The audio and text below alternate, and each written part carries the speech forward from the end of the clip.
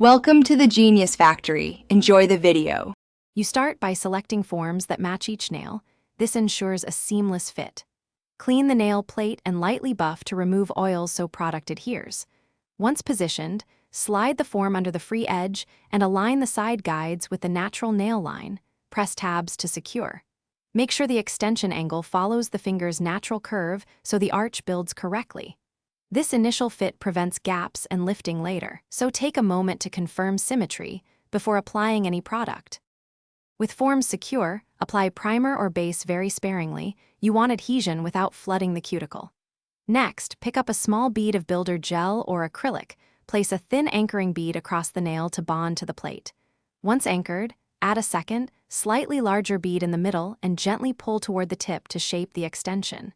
Keep the apex at the stress point for strength. Smooth transitions by stroking once or twice. Make sure the product meets the form edge evenly so filing is minimal.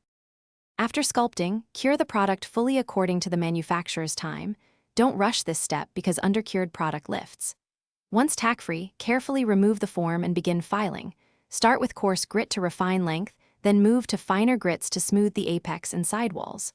Buff lightly to remove imperfections and finish with top coat or sealant.